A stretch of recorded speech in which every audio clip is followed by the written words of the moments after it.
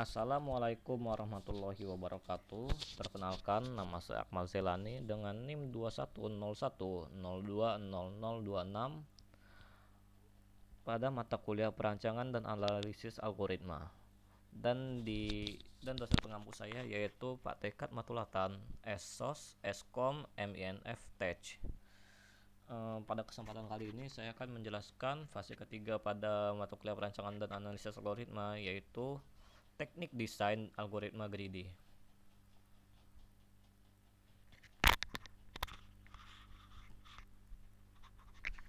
Kita masuki yang pertama, yaitu definisi dari teknik desain algoritma greedy. Greedy algorithm adalah pendekatan algoritma di mana pada setiap langkah diambil keputusan berdasarkan pilihan terbaik saat ini, tanpa mempertimbangkan implikasi keputusan tersebut pada langkah-langkah berikutnya. Dalam teknik greedy diharapkan bahwa pengambilan keputusan yang terbaik pada setiap langkah akan menghasilkan solusi global yang optimal. Adapun prinsip-prinsip kerja dari teknik desain algoritma greedy. Yang pertama yaitu pilih langkah terbaik saat ini.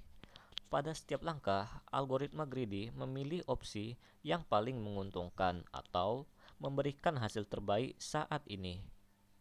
Ini dilakukan tanpa mempertimbangkan kemungkinan solusi yang lebih optimal di langkah-langkah berikutnya. Yang kedua yaitu tidak membatalkan keputusan.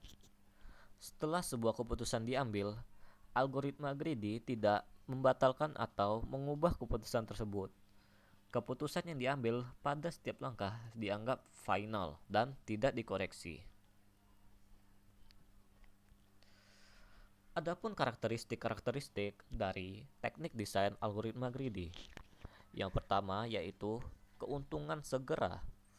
Algoritma greedy cenderung mengoptimalkan keuntungan segera atau hasil saat ini. Ini berarti bahwa tidak ada jaminan bahwa solusi yang dihasilkan oleh algoritma greedy adalah solusi optimal global.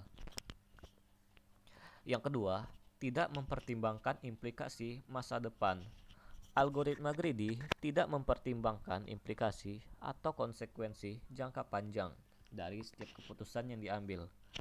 Tidak ada evaluasi lanjutan untuk memastikan solusi yang dihasilkan adalah solusi terbaik secara keseluruhan.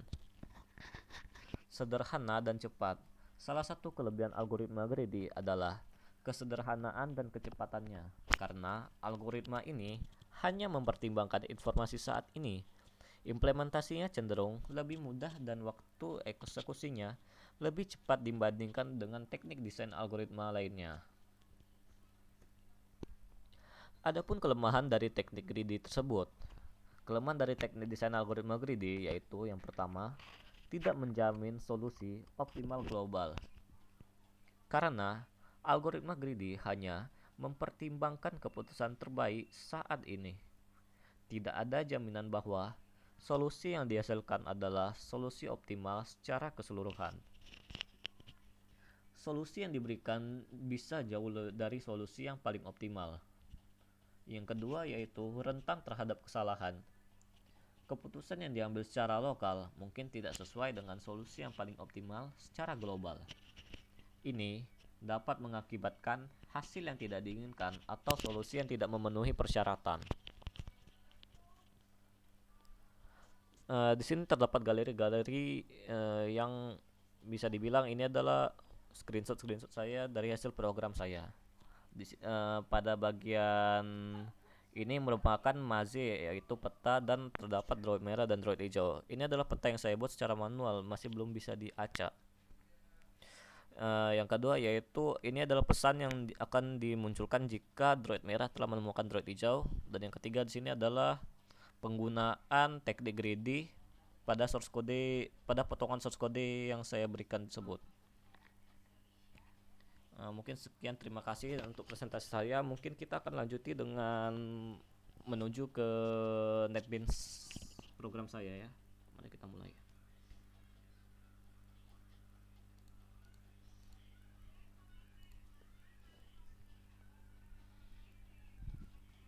Baiklah, di sini adalah merupakan merupakan codingan saya. Di sini terdapat ya sesuai yang saya bilang tadi, untuk petanya masih saya buat secara manual. Di sini ada static finally int yaitu 111. Ini satu ini merupakan bagian yang akan dihitamkan nantinya. Jadi jalurnya yaitu untuk bagian 00 ini saja. Ya, baiklah, kita mungkin akan coba cek-cek ke bawah lagi.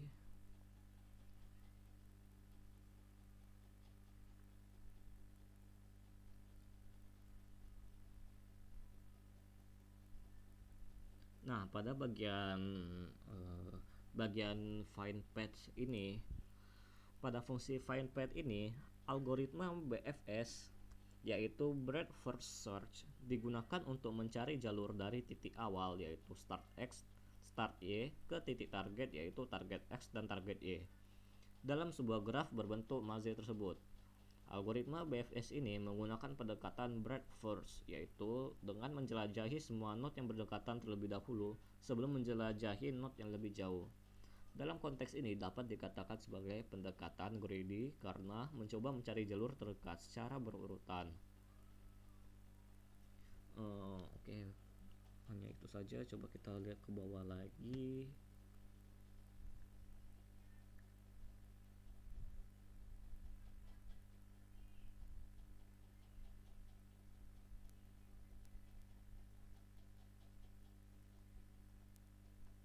Sepertinya kelewatan.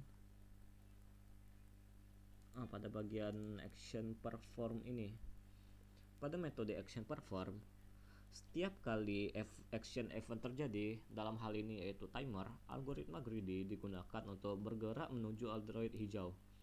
Algoritma ini memilih langkah berikutnya dari jalur yang telah ditemukan sebelumnya dan menggerakkan droid merah ke arah tersebut. Baiklah, coba kita ke bawah lagi. Oke, mungkin segitu saja, tidak ada yang bisa saya jelaskan lagi. Saya hanya ingin memberitahu, meskipun demikian, perlu dicatat bahwa source code ini hanya menggunakan pendekatan greedy pada langkah-langkah tertentu saja, karena dalam pencarian jalur menggunakan BFS, yaitu breadth first search, dan pergerakan droid hijau menuju droid hijau, source code ini juga menggunakan komponen lain seperti penggunaan jendela GUI dan event handling. Oleh karena itu, secara keseluruhan, source code ini bukanlah contoh yang murni untuk mengimplementasikan teknik desain algoritma greedy. Ya, tetapi menggabungkan beberapa konsep dan komponen untuk menciptakan permainan yang berfungsi dengan menggunakan beberapa pendekatan algoritma yang berbeda. Baiklah, mungkin kita akan langsung menuju ke running programnya saja ya. Ya, di sini terdapat droid merah yang mencoba mencari droid hijau dengan mencari jalur yang terdekat. Kita lihat terlebih dahulu apa yang akan terjadi jika droid merah telah menemukan droid hijau. Ya, dia akan menampilkan pesan yaitu selamat, droid hijau telah ditemukan. Ada satu hal yang saya ingin jelaskan pada droid merah. Kenapa droid merah disebut ada jalur ini, jarum jamnya? Itu merupakan jalur yang akan diambil oleh dia. Bisa dilihat di sini terdapat panah bawah dan panah kanan. Berarti dia akan mengambil jalur pada jalur bawah dan jalur kanan terus yang akan diambil. Dan jika telah mencapai mentok jalur kanan, dia akan menuju ke bawah.